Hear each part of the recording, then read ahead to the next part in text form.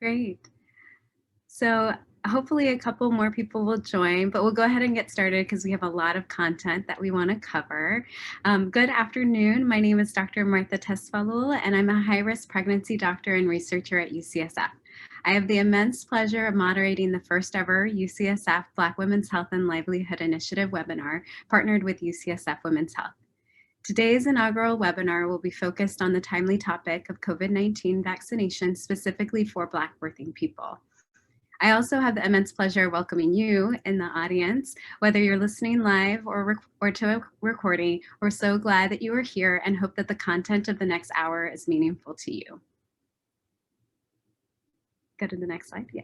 Those of us participating in the webinar today, Black UCSF prenatal providers, researchers, and leaders wanted to talk directly with you all in the Black birthing community to address the understandable questions and concerns you may have about these vaccines in hopes of helping you make the right decision for you, because it really is a personal choice.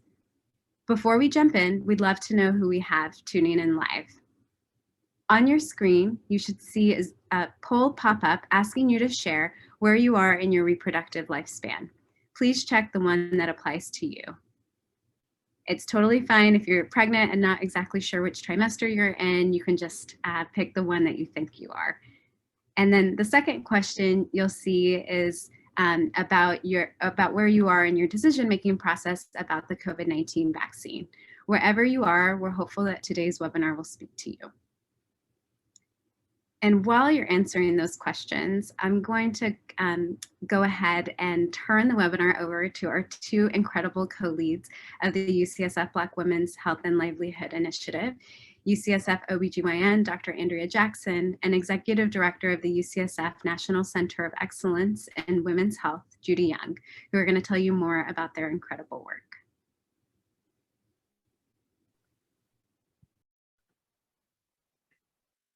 Hi, thank you. My name is Judy Young. I use she, her pronouns, and I'm a public health educator, advocate, and activist. And as already said, I'm the Executive Director of the UCSF National Center of Excellence in Women's Health and the co-director of the UCSF Black Women's Health and Livelihood Initiative with Dr. Andrea Jackson. Great. And hi, my name is Andrea Jackson. I am an obstetrician. Just to let you know, I'm a kind of sleepy obstetrician because I was on overnight assisting the birth of families. But I'm really excited to be here. I'm also a gynecologist, a wife, obviously a Black woman, and I'm a parent to two liberated Black girls. I am co-director of the UCSF Black Women's Health and Livelihood Initiative with Ms. Judy Young, and we are delighted to co-sponsor this webinar. Before we begin today's webinar, we wanted to tell you a little bit about our initiative. Our mission is to address the health and healthcare disparities for Black women so that Black women can lead, thrive, and contribute their optimum at home, at work, and in their communities. Our work is guided by these 5 core principles that you see on your screen. First, we center Black women in everything that we do. Second, we partner with Black women. Third, we demonstrate that Black women's lives matter. We engage with our community allies. And last but not least, we promote the leadership of Black women. Bertima, we can go to the next slide. Thank you. We have 6 areas where we focus our work and where we have programs and collaborations in all 6 of these areas. Those include justice and equity, focused on Black women.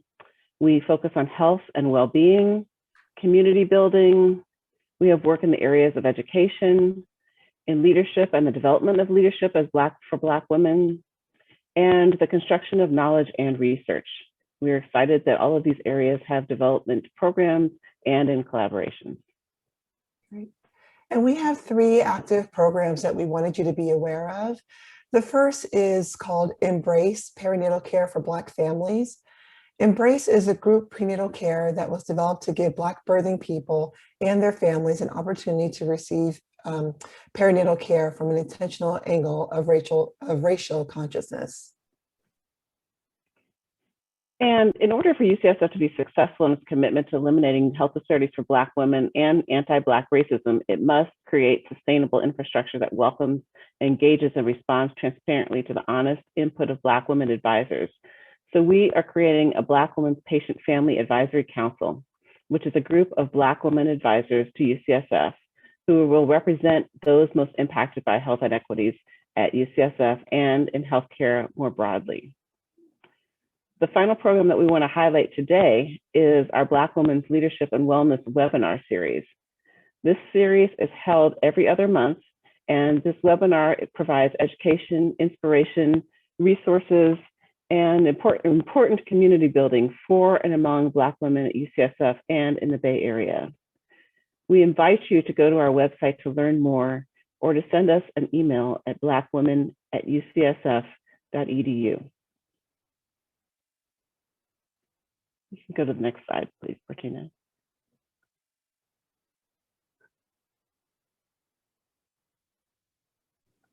Thank you so much, Andrea and Judy, for all the work that you're doing. We did want to just share a little bit about who is on our call or the webinar right now. And it looks like 40%, almost 40% of you are not considering pregnancy in the near future. About a quarter are considering or attempting pregnancy in the near future. And about a quarter are currently pregnant. And we have 2 postpartum patients in the audience, which is great. And it's really great to see that half of you have already been vaccinated. So maybe you could even share a little bit about your experience or things that you considered in the chat. But we're really glad to see everyone here. Great. So we're so glad to have you again tuning in live. Today, I'm going to start with a brief recap of the current COVID-19 vaccines that are FDA approved for adults in the United States, after which I'll direct questions to the other Black health experts who were here with me that have come from you all in advance, as well as from patients that we've seen. The first set of questions we will tackle are on the efficacy and safety of the vaccines, and the second set are on how to get vaccinated if you are interested. We'll intersperse some Q&A, so feel free to type your questions into the chat as we go along. Anything that we're not able to answer live because of time constraints, we'll try to answer and make available alongside the recording when it's posted, hopefully in a week's time. At the end, as well as with the recording, we'll highlight some reliable resources for you that you can use to learn more after the webinar. So let's start by tackling the question of what are the current vaccines that are available for use in the United States. There are 3, which are in order of their FDA approval: the Pfizer vaccine, Moderna vaccine, and the Janssen, also known as the Johnson & Johnson or J&J vaccine. Of note, there are other vaccines that are currently being studied in the United States, but today we'll just be focusing on those that are available outside of clinical trials, and we'll touch briefly on how they work next. Both the Pfizer and Moderna vaccines use an approach to building immunity with small particles known as messenger or mRNA. Your body knows how to make proteins from mRNA, which it's constantly doing, even as you're watching this webinar. But the unique thing about mRNA in the vaccines is that after entering your cells, it provides the coding for a part of a protein, specifically the spike protein, which you'll hear a little bit more about later, of the COVID-19 virus. After your body makes the spike protein with the mRNA that's in the vaccines, your body realizes that the protein is not your own, and then it starts to make antibodies to protect you. This mRNA vaccine approach has been studied for over 2 decades by scientists, but it is true that these 2 vaccines are notably the first 2 mRNA vaccines to be used outside of clinical trials. Next, we'll talk about the J&J vaccine, which uses a slightly different approach, or what you might hear of as a viral vector. It uses a virus known as adenovirus, which can cause certain strains of it can cause common cold symptoms. However, the one that they are using only causes such symptoms in chimps and not in humans. These adenoviruses go into your cells equipped with a bit of the COVID-19 DNA and have the machinery needed to get your body to make mRNA from the COVID DNA, and then in turn from that to make the spike protein. Again, when your body sees the spike protein, it realizes it's not supposed to be there and makes antibodies against it. This is an approach to building immunity that's been studied for other vaccines for almost 5 decades, so longer than the mRNA approach, and was used for vaccination against Ebola and other viruses outside of clinical trials, including pregnant individuals. This slide shows some of the key differences between the vaccines, including how many shots are currently needed, which is recommended, 2 for the mRNA vaccines and 1 for J&J. We want to acknowledge that there are current trials going on to see if extra doses of these vaccines make them more effective, but these are the current recommendations. All 3 vaccines were found in studies to be very effective and very safe among non-pregnant adults, again, stressing non-pregnant. Your eye might be drawn to the fact that the effectiveness of the J&J vaccine for preventing COVID-19 infection looks lower than the other 2, which is true. But as is noted at the bottom, these data come from studies, and J&J was studied at a time when new variants that were known to be more infectious were spreading. And it's not clear how well the Pfizer and Moderna vaccines would have fared if studied in the same exact context. But we do know from current data with rollouts of these vaccines that where variants do exist, that vaccines are effective at preventing infection, but less so than with the strain of COVID-19 that they were originally designed to protect against. One thing that is notable in all the studies, and Bettina, you can hit next, is that all 3 vaccines were highly, and in fact, 100% effective at preventing severe illness requiring hospitalization and death due to COVID-19 infection. Of note, no vaccine can prevent against all infections, so it's still important to follow CDC and local guidance about distancing and other safety precautions. Next slide. A few things to consider before we move into the more interactive portion of the webinar. First, unfortunately, individuals who were pregnant, lactating, or attempting pregnancy were excluded from initial studies on these vaccines, but we'll talk about what we're learning since they've been rolled out. Second, none of the vaccines use live or even whole COVID-19 virus, so it's not possible to get COVID-19 infection from being vaccinated. Third, you don't get immunity right away. It takes a few weeks for your antibodies to build up to be protective. And finally, it is possible to get side effects. And these are more common with the mRNA vaccines than the J&J vaccine. These side effects can include fevers, headache, and muscle aches. And we'll talk a little bit more specifically about fevers later on during this webinar. As of today, almost 55 million people in the United States are fully vaccinated against COVID-19 without any clear red flags and growing promise of the end to this daunting pandemic. And I'm really glad to say that all the experts talking to you on this call have been vaccinated, and it sounds like half of you in the audience right now, which is great. So with that, I will introduce Dr. Kim Rhoads, who is an associate professor of epidemiology and biostatistics at UCSF. She's also helping lead efforts focused on COVID-19 testing and vaccination in Black communities across the Bay Area with Umoja Health, a partnership between many incredible collaborators, including but not limited to the Oakland Frontline Healers, the Roots Clinic, Lifelong Medical, the Oakland Mayor's Office, and UCSF School of Medicine. We'll hear more about Umoja Health in the second half of the webinar. Dr. Rhoads, thank you for joining us. One of the questions I'm hoping you can answer that has come up from patients as well as from some of my family and friends, including other doctors, is knowing, from the history that we as Black people have had unfairly worse outcomes from many prior medical interventions than other racial groups. How can we be confident that vaccination against COVID-19 is right for our communities? Thank you, Martha, for inviting me to be part of this important webinar.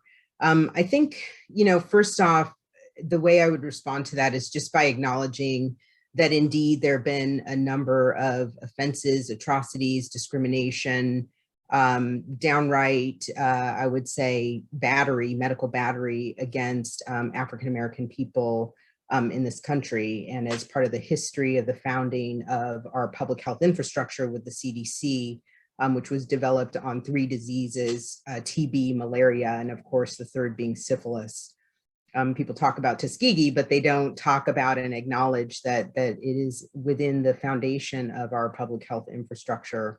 And then sort of moving forward, you know, for this audience, the Mississippi appendectomy and sterilization, forced sterilization of Black women is part of our history, and it is in the roots and foundation and persistence of the sort of mismatch and discord in the healthcare system in how we are treated.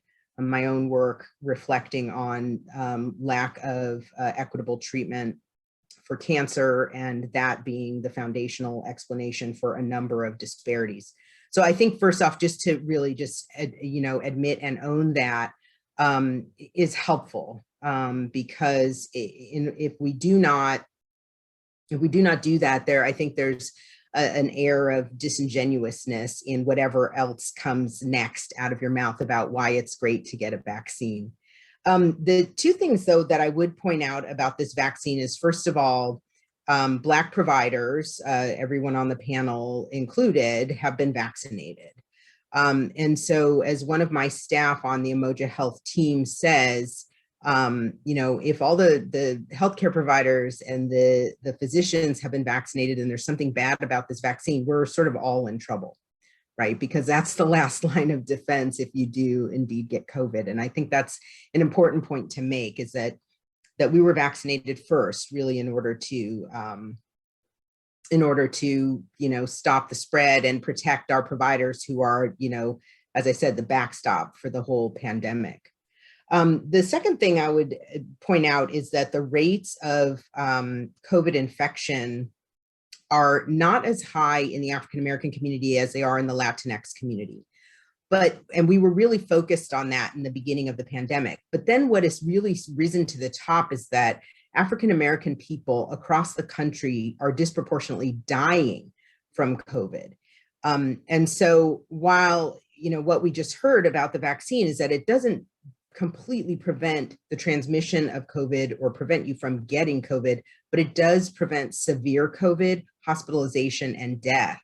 And so even though we know that healthcare and public health institutions don't usually intentionally create things for African-American people, this vaccine is for the problems that African-American people are facing with COVID, which is that the rates of death are higher. So the infection rates may not be as high as in the Latinx community, but the rates of death are disproportionately borne out by African-American people, not just here in the Bay Area, but across the country.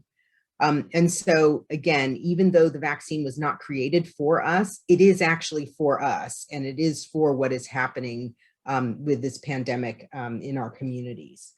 And so how can you be sure, I think, is the hard question, right? How can you be sure what is being injected into you is actually the vaccine and not some trick or something else? And I guess what I would say to that, and this is part of why the efforts in Umoja Health are structured the way they are, is that if you're going to decide to get this vaccine and you do have those concerns, you need to make sure that you're getting vaccinated by folks that you trust, whether or not that's your primary care doctor and you do trust your primary care doctor, or it's an organization like Umoja Health, which includes a number of community-based organizations, credible messengers, people who have been working on the ground before the pandemic, working on other issues, domestic violence, violence prevention, and things like that.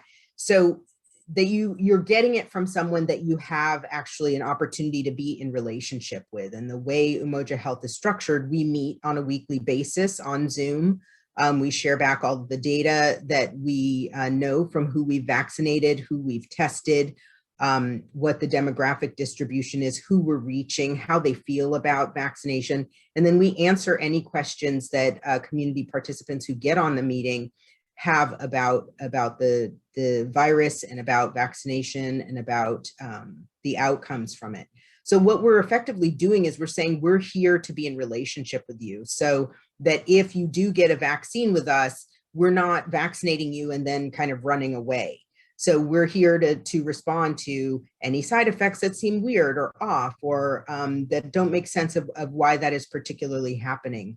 So I would say it'd be important to get the vaccine from a trusted source. And that's what we're trying to do with Umoja Health, is be that trusted source by being in partnership and relationship, as we like to say, year round and in a non-transactional way. We're not just here for the vaccine. We actually started because we, through our partners who were working on cancer disparities.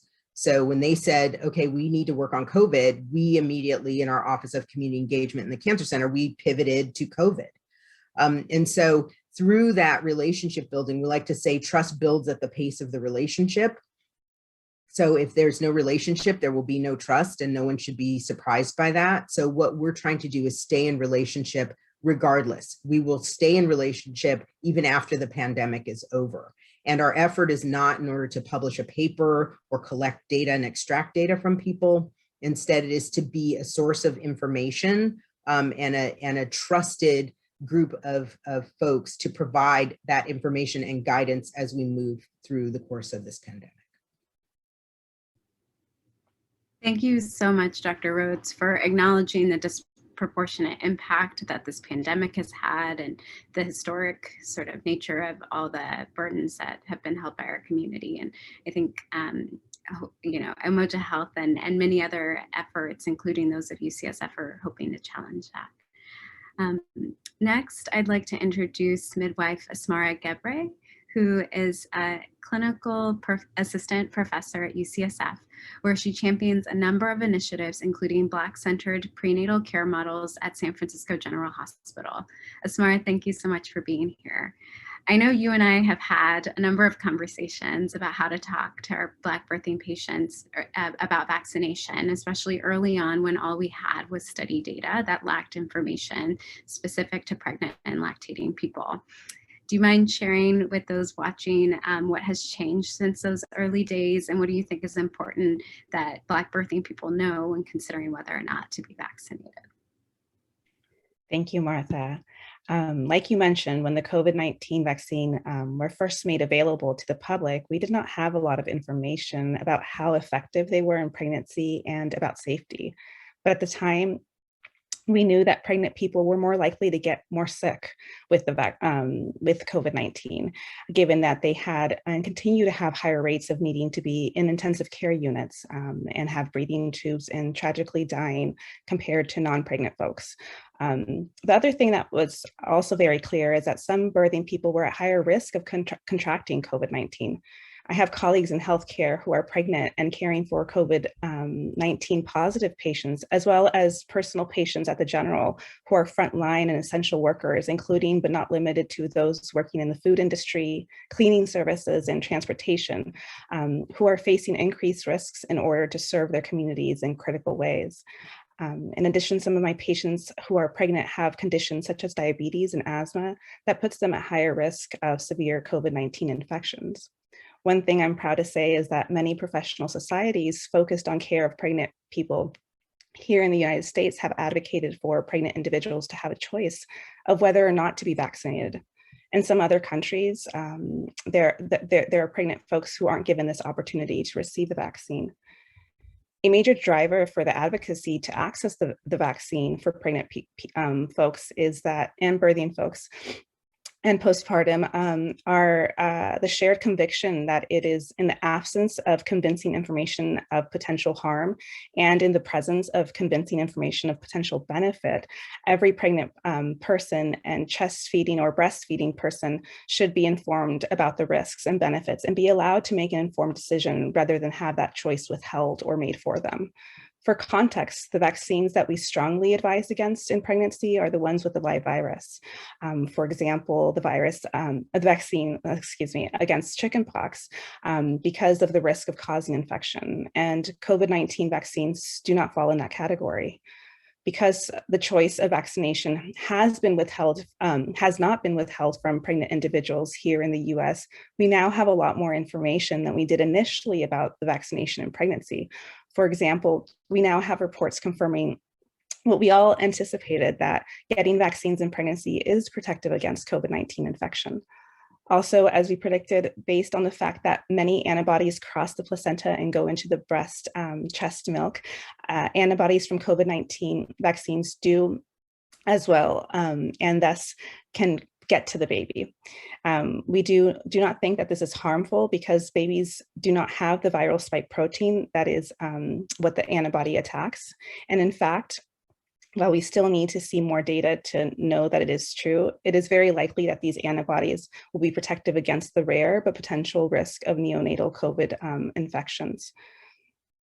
We think this based on prior experience with vaccines like Tdap, where antibodies are formed and pass through the placenta in pregnant individuals and the milk in lactating individuals, and then is protective against life-threatening tetanus infections in newborns. Based on this information, we believe that this will be the case with COVID-19 vaccine, providing protection against COVID-19. In addition to sharing this information about how we believe the COVID-19 vaccination is protective against infections among those vaccinated and potentially their children, I do want to acknowledge that we still do not have long-term data that is safe, that proves it to be safe for anyone, let alone for pregnant people. And unfortunately, we won't have this data until well into the future. But we do know that pregnancy complications that have been seen at higher rates with COVID-19 infections, such as preterm birth or cesarean sections or abdominal births, do have very well documented long-term maternal and neonatal risks, which is why we are supportive of making vaccines available for every pregnant person. Great. Thank you so much, Asmara. I agree that I'm really grateful to be here in the US and be able to offer these vaccines to my patients. You mentioned that we are getting more data about the vaccine, and I just want to take a second to show a slide highlighting where some of this data is coming from. Just take a second. Perfect. This slide highlights vaccine research and tracking efforts that are inclusive of birthing people, with the exception of the first icon there of animal studies, which don't include people, but are part of the reason why pregnant and lactating individuals were not included in the original vaccine trials, which is that the FDA requires that there be developmental and reproductive toxicity, also known as DART studies, in animals first. All three companies, Pfizer, Moderna, and J&J, have conducted these DART studies and have found no evidence of fertility or reproductive toxicity in animals. In parallel, the CDC has, well, I should share, these also Pfizer and J&J are currently undertaking studies to look at vaccine efficacy when given to patients who are pregnant. And in parallel, the CDC has been collecting information on vaccination and pregnancy through the vSafe platform, which is a smartphone-based tool that uses text messaging and web surveys to provide personalized health check-ins after you receive a COVID-19 vaccine. And we highly recommend that those of you who have gotten the vaccine or who do get it in the future sign up for this. It's free and fairly low effort to use. There's also a vSafe pregnancy registry, which if you're pregnant at the time of vaccination or within 30 days and meet other eligibility criteria, you can enroll in. As of the end of March, over 69,000 pregnant people have enrolled in vSafe, and almost 4,000 are going to be followed in this specific pregnancy registry. So far, the data has been reassuring, with rates of things like miscarriage being reported at the same level or even slightly lower than the general population. Many institutions are also sharing data on their patient outcomes and publishing them in academic journals for all of us to learn.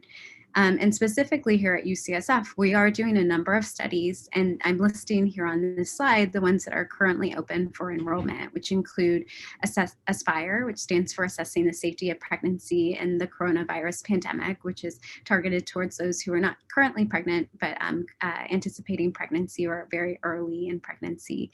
The COVID-PAL study, which stands for COVID-19 Vaccine in Pregnancy and Lactation, and the HOPE study, Healthy Outcomes of Pregnancy for Everyone. We'll be sure to include the links to them on our resource page as well as in the chat.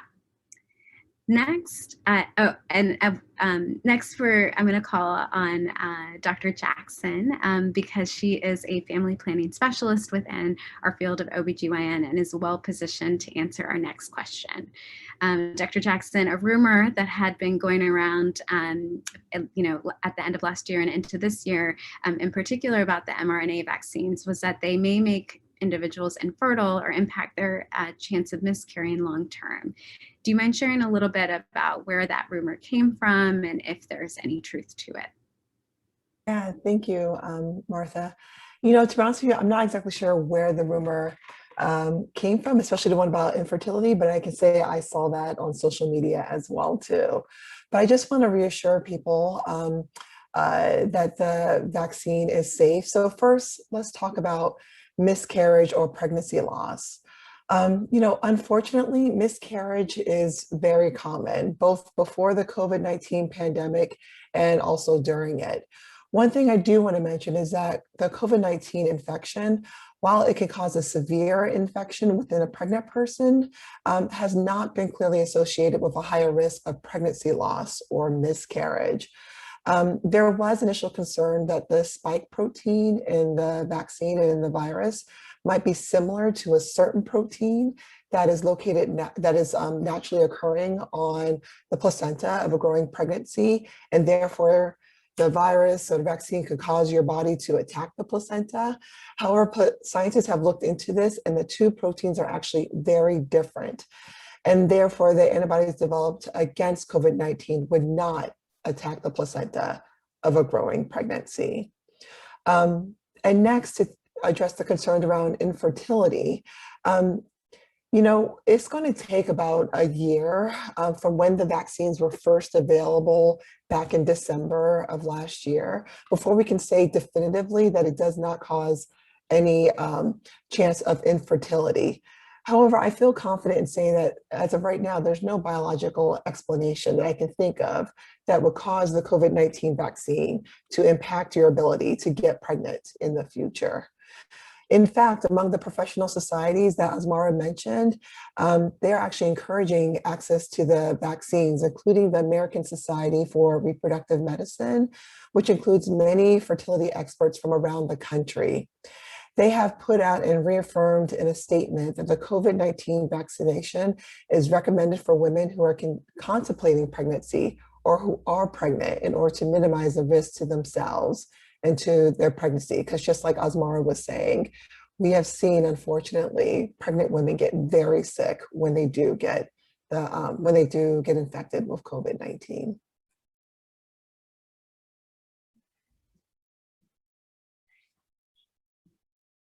Sorry, I was muted. Thank you so much for sharing that. I think we're happy for individuals to write their questions in the chat. I don't know that I see any yet, but we will go ahead and continue with one of the questions that I actually just got the other day around the ideal timing of pregnancy. And I think I'm going to put Asmara on the spot to talk a little bit about what you share about the ideal timing of vaccination and pregnancy. That's a great question. And my answer is typically nuanced. I'd like to share that the sooner you get the vaccine, the sooner you get protection for yourself in the pregnancy from COVID-19 infections, as well as others around you, including your newborn. And the growing data supports that you are less likely to have symptomatic infection after vaccination. Timely protection underlies why the general recommendation is just to get whichever vaccine you have access to the soonest. So one thing I do share with patients is the theoretical concern that exists about the side effects that come from the immune response to the vaccination, particularly like the fever. We know that in the first trimester is when the fetus is most likely to be at risk for birth defects, and higher fevers in this period have been associated with a slight higher risk of certain birth defects.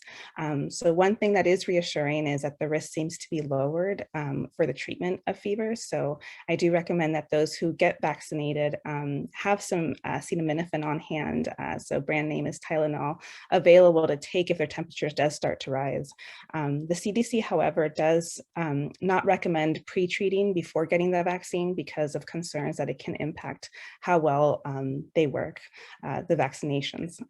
So the other thing that is important to keep in mind is that it is not recommended to take the vaccination within 2 weeks of other vaccines.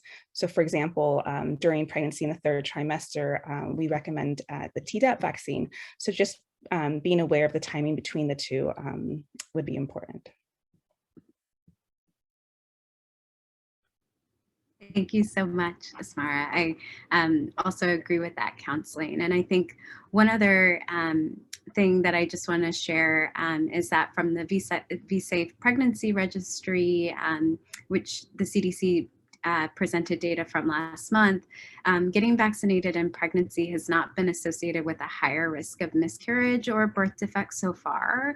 And the baseline risk of miscarriage is about 20 to 25%, and 2 to 3% for birth defects. That said, I do know that when I've diagnosed birth defects before in our ultrasound suite, or unfortunately diagnosed miscarriages either in clinic or in triage, that it's natural for patients to start thinking about anything that they ate, drank, did, and that can include, if you get the vaccine, a sense of guilt or what if. And I think that what we do try to convey to our patients is that the majority of the time these things happen without a clear cause, and that they were most likely not preventable. But for some individuals, knowing that those things could happen and are and not wanting anything to kind of make them feel concerned that they did something to increase that risk,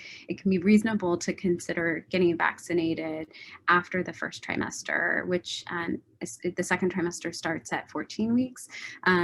And so that you're outside of that highest risk window for having a miscarriage, and also outside of the window where many of the fetal organs are developing, which is very reasonable if your risk for contracting COVID-19 is low, and if you engage in risk reducing measures such as social distancing and masking. I hope, I know that we're all hoping for more data on efforts from COVID-PAL at UCSF and for VCare to kind of give us more insights into vaccine timing. And as soon as we know more, you will too. I do want to share one question. I'm just realizing we did get pre-webinar from a registrant, is the question about whether you should get the COVID-19 vaccine if you've already been diagnosed with COVID-19. So I'm going to turn that question to Kim. Yeah, so in terms of who we, how we screen people before we vaccinate them, one of the questions is, have you ever had COVID-19 in your lifetime? And the second question that goes with that is whether or not you've been treated with monoclonal antibodies. So there's kind of 2 issues there. One is, if you have COVID, you should not get vaccinated at the same time. And part of the reason for that is because the response that your body will have to the vaccine may augment whatever response your body is having to COVID itself. But it's important to know that once you're done and recuperated and recovered from having COVID, that you should get vaccinated. And that is due in part to the fact that this is not chickenpox. So it's not like if you have COVID once that you'll never get COVID again because you've got antibodies. We don't know how long the antibodies that your body develops against COVID, we don't know how long they're functional at this point, and we don't know if they are truly neutralizing. And the other thing I would add is just the second bout of COVID is often more severe than the first. And one of the correlations that they're finding is that folks who had a very mild case of COVID the first time, the second case can be typically severe. Then the second issue is, if you've had COVID and you've been treated for COVID with monoclonal antibodies, those circulate for 3 months. And so we're asking people to wait 90 days, so those 3 months, for those antibodies that you've been given from outside of yourself, donated by others, to wait for those to go away before you get vaccinated. So if you have had monoclonal antibody therapy, we won't vaccinate you within that 90 days. And then we also, I just will add, we won't vaccinate folks who come to our sites. We offer testing and vaccination at the same time. If they come for a test, we won't vaccinate on the same day. And that's because we don't know the results of the test. So even if you're feeling asymptomatic and you just need the test for travel, the test may come back positive. And as I mentioned previously, we don't vaccinate people who have an active diagnosis of COVID. Thank you so much for sharing. One of the questions that just came up in the Q&A was about whether or not once you get vaccinated in pregnancy, if you're able to avoid avoid potential exposures by working from home and other distancing strategies. And we're going to post a link for a resource that can be helpful in terms of thinking about your personal risk of contracting COVID-19 and really, you know, it's up to you whether or not you want to pursue it. But that resource can be helpful in understanding, you know, if the vaccine might be the right answer, just given your risk of infection. So we encourage you to check that out.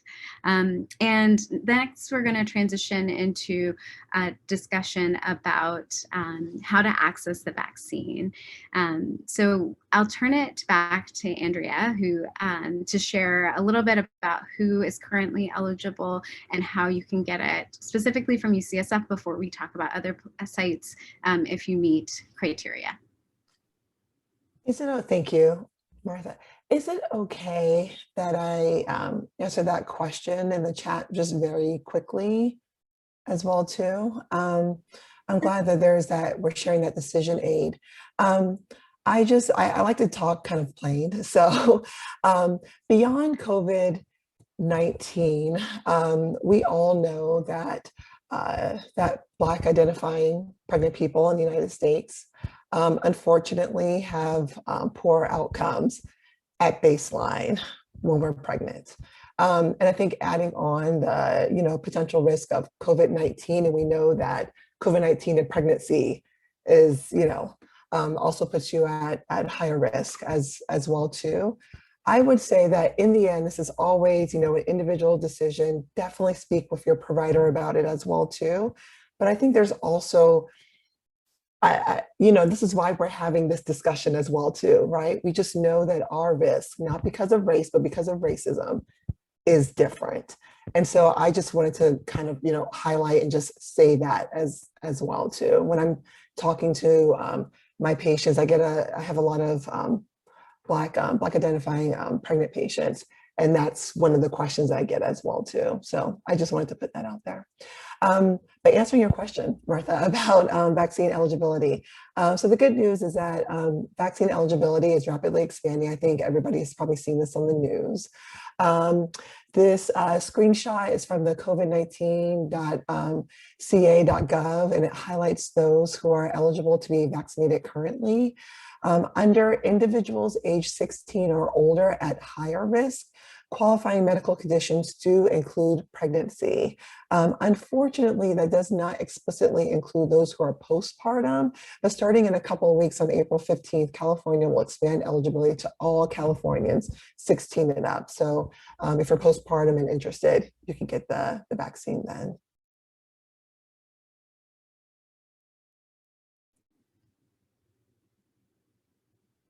And it's just UCSF, thank you.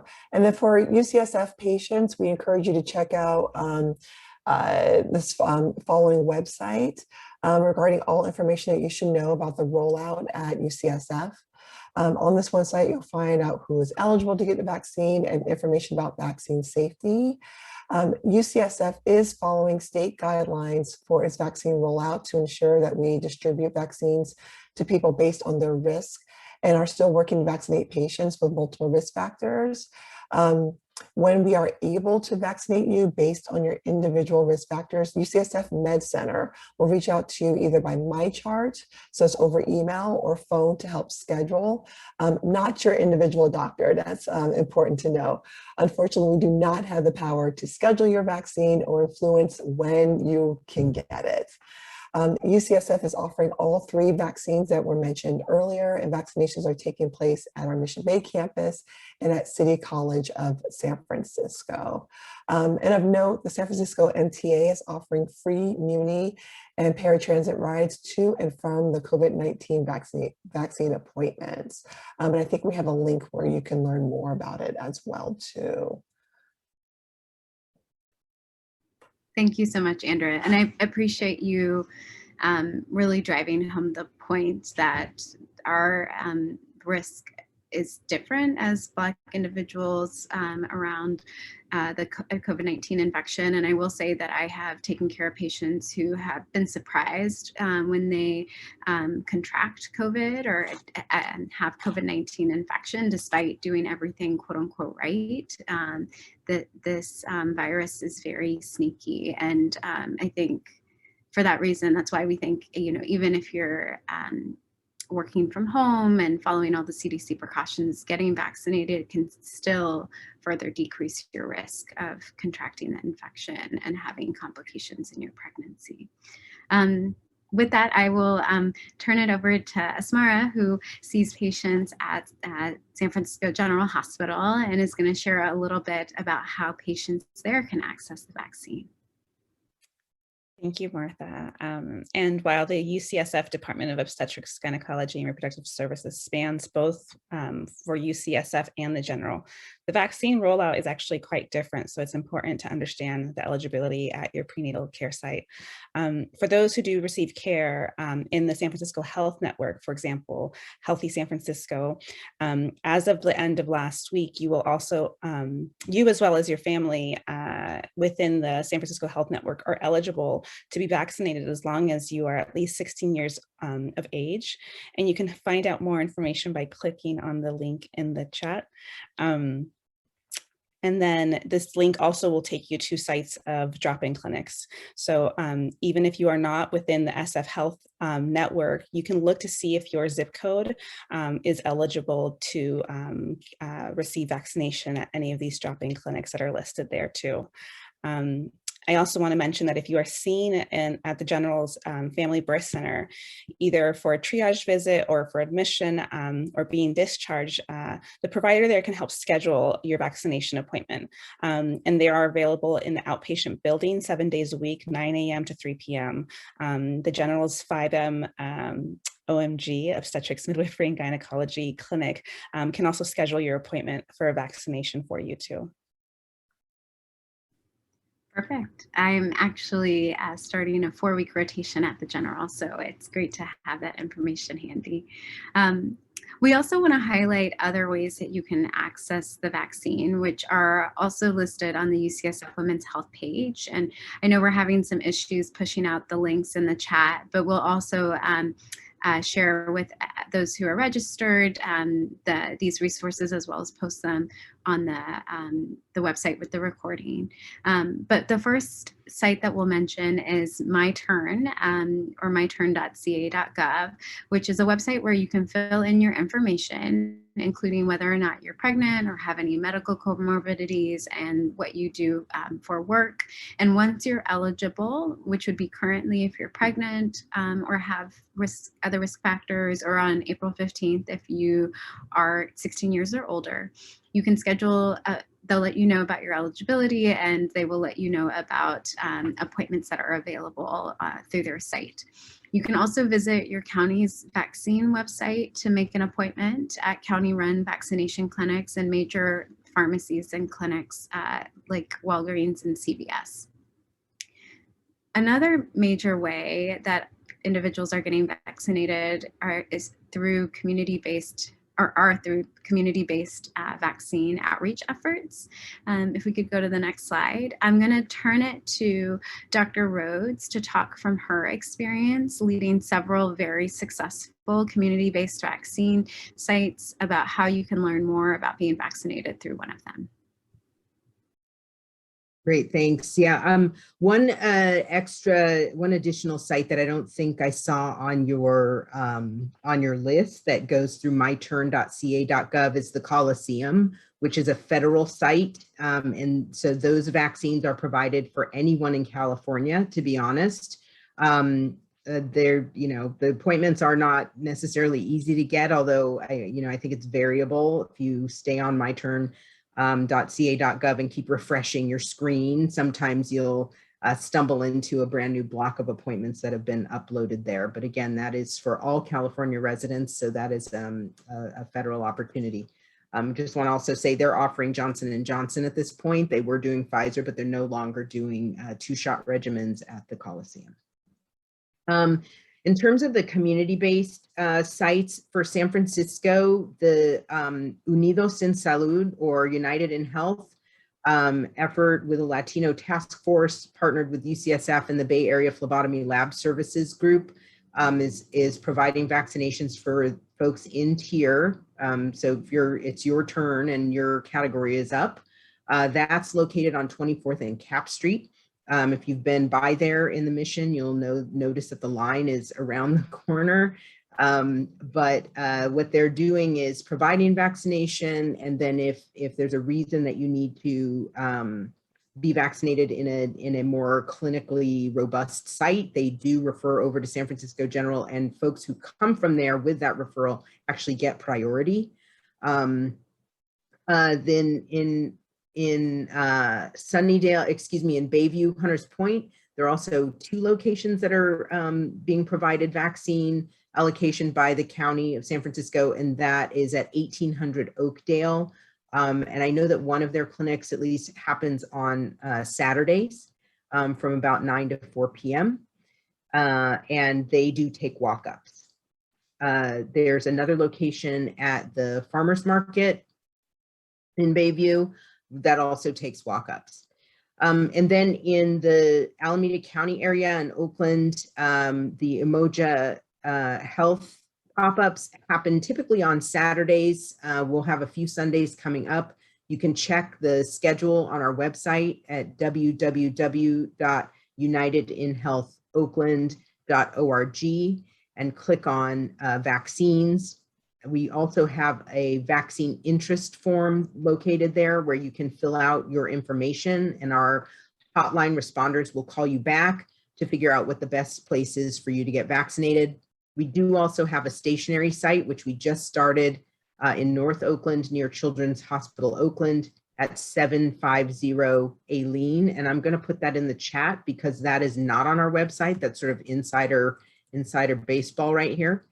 So 750 Aileen Street, cross street is Martin Luther King, and we are there on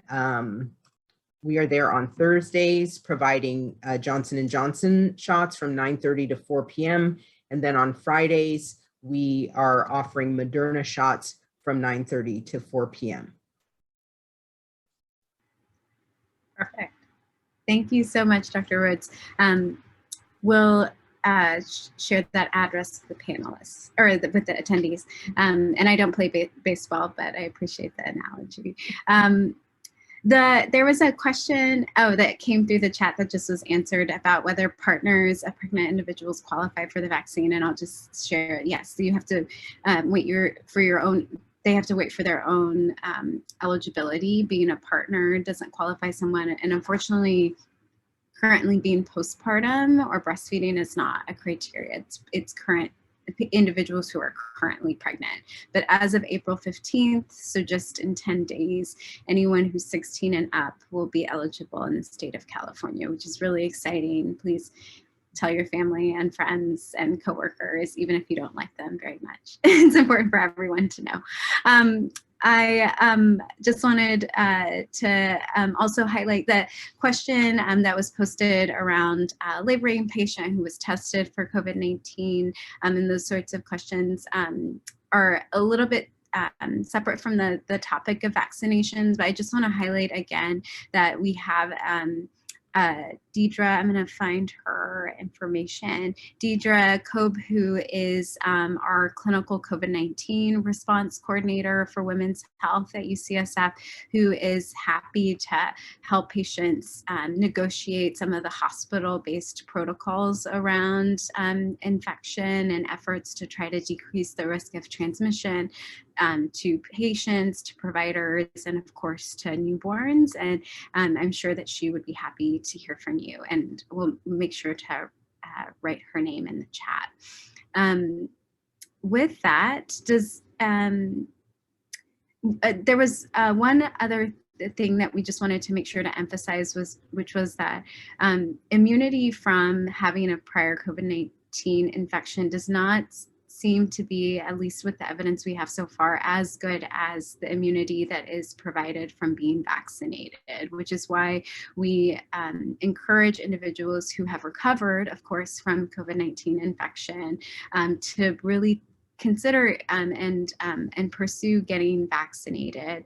Particularly these new variants that we're seeing seem to be driving some of these subsequent or recurrent infections that we're seeing that Dr. Rhoads had mentioned are much more severe. And so I think that there has been some perception that natural immunity is best, but unfortunately the evidence that we have to date is not showing that to be true. And so we encourage you to talk with your provider if you've had a prior infection about still pursuing it. With that, is there any, I know we have 3 minutes left before individuals log off of the webinar. We just want to encourage you to fill out the evaluation that you will get to let us know what you thought about the presentation, as well as give us any recommendations or suggestions you have for future webinars. But I do want to turn it back over, sorry, to Andrea and Judy to close us out. So if we can go back, yeah, sorry. Thanks, Martha. We just, on behalf of the UCSF Black Women's Health and Livelihood Initiative, we just want to thank all of you for attending, and special thanks to all of our panel of experts. We really appreciate you all being here and sharing all this important information. Yes, and if you have any more questions about the COVID-19 vaccine, we urge you to speak to a trusted clinician. You can also visit any of these websites. I think we have a slide with the some additional websites as well. Great. I highly recommend the conversation between us about us. These are some amazing Black clinicians sharing their thoughts about the COVID vaccine, including some from UCSF and our very own initiative. Thank you again for everybody for joining.